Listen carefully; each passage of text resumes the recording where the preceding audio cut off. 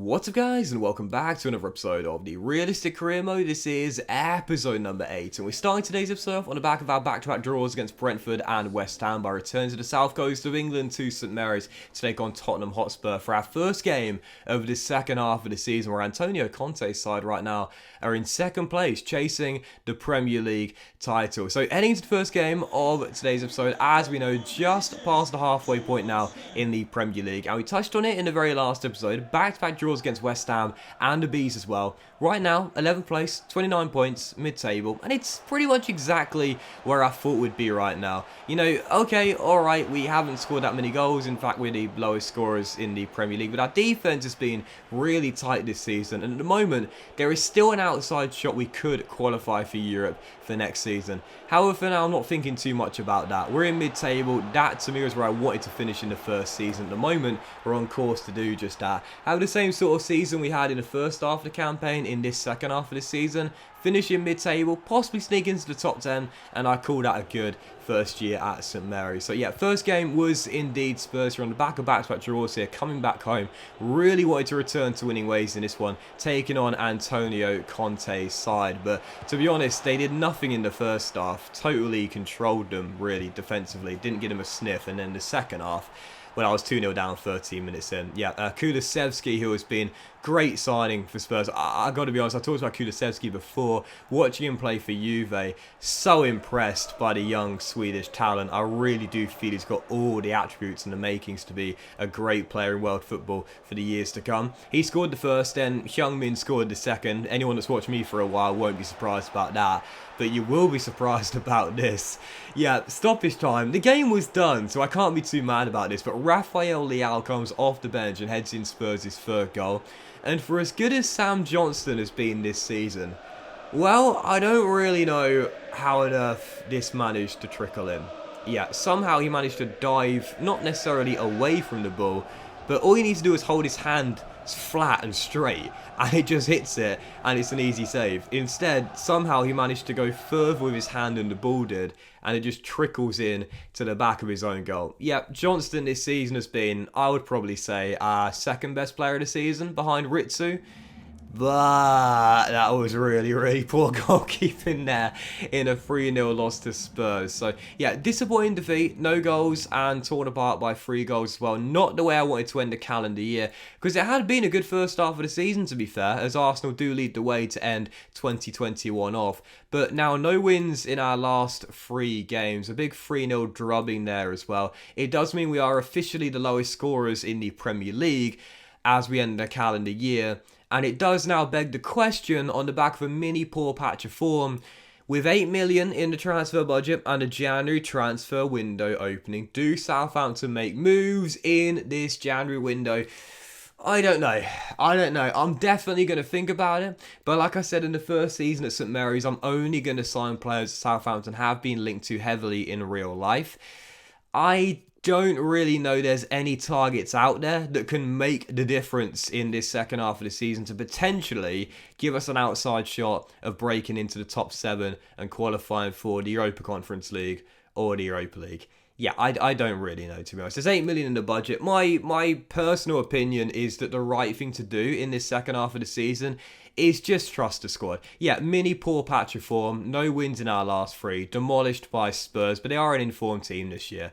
And to be fair, the squad's fine. Like, the squad is doing fine, you know. Like, we've got a decent set of youngsters here in this team. Salisu's grown 2 ratings, 79 overall, 10 clean sheets in 20. One of the big reasons why our defense has been so good this year.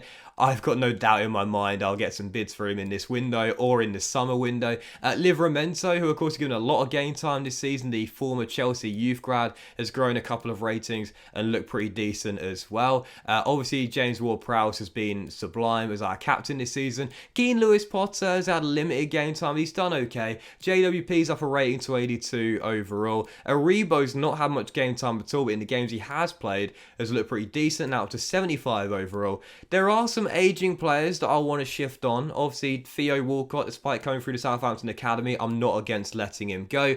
Then you got the likes of Nathan Redmond, Stuart Armstrong, who's now 29. Now, I might keep Armstrong, to be fair, and convert him to a centre mid. He's not got a pace to play on the wing, really. But even so, I don't think I'll do those moves in this window. Like, I really don't. Alex McCarthy will stay and then leave on a free come the end of the season. I'm fine with that as our backup goalkeeper. And again, you know, like, I'm not against selling Redmond. I'm not against selling Walcott. I'm not even against selling Oriol Romeu, who is sort of, you know, well, he's been our main holding mid this year alongside JWP, but I'm not against selling him, but I think I'll wait until the end of the season. You know, I'm not going to hit the panic button. No wins in our last 3, poor patch of form, but let's be honest here.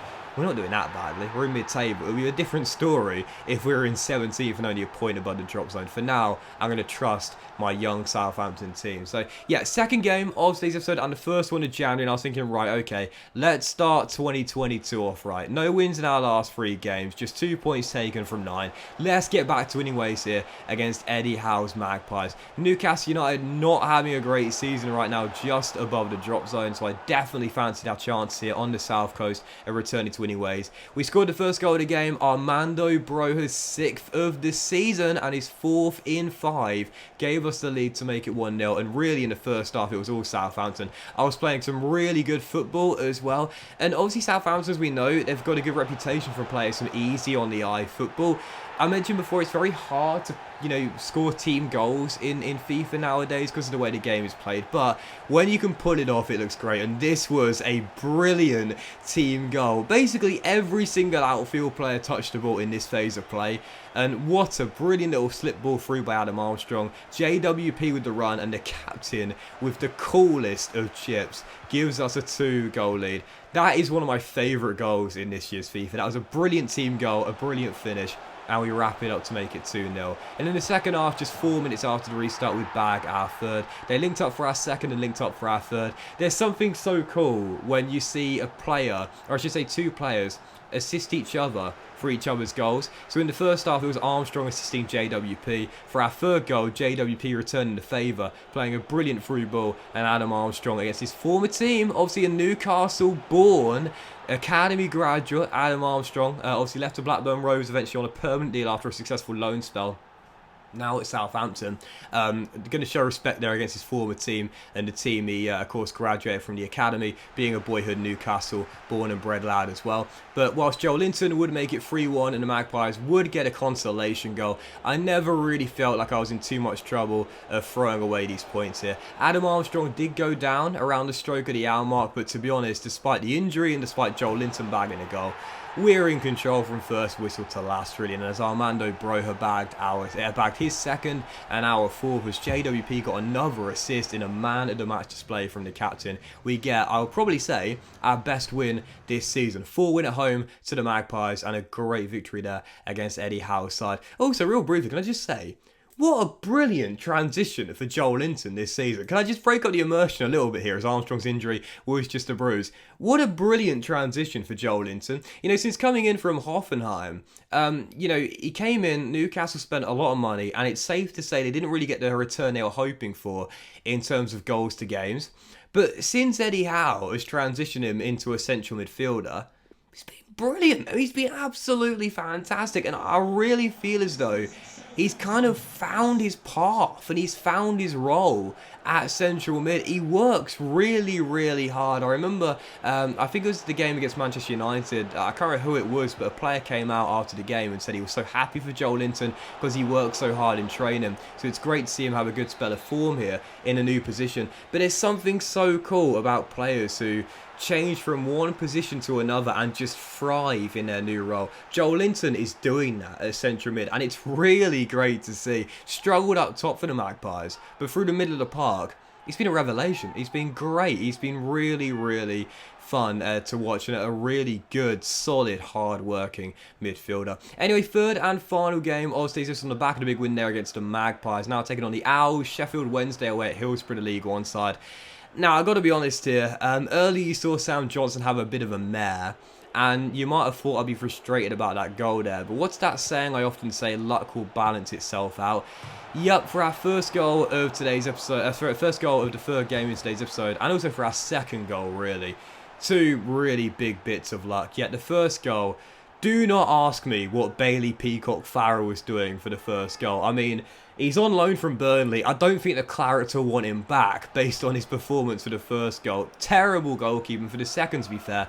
Not much he could have done about this. JWP's bending effort was actually a brilliant save by Peacock Farrell, but a little bit of a mix-up there between him and his centre-half, and we take advantage. Broher offloads, and Armstrong gets his first of the season in a 2-0 win. So a 2-0 win at Hillsborough into the FA Cup fourth rounds. We take apart the League One side very comfortably indeed there, and get a routine passage in to the FA Cup last 32. That first goal though, shocking goalkeeping, and as we know this year in FIFA, goalkeepers just can't predict them. Sometimes they're incredible, sometimes they do things like that. Even so, back-to-back wins for the first time in a while. Lord knows we needed it. Great to get a big victory in the Premier League, and I'd say our best win of the season so far. It keeps us in 11th and only behind Leicester in 10th on goal difference as well. And into the last 32 of the FA Cup, yeah, it was a tough run to end 2021 with a perfect start to 2022. But that will end today's episode of the Realistic Career Mode, guys. Big thank you if you enjoyed it. If you hadn't, please drop a like. Much love to you all. Have a fantastic day, and I'll see you for the next episode of the Realistic Career Mode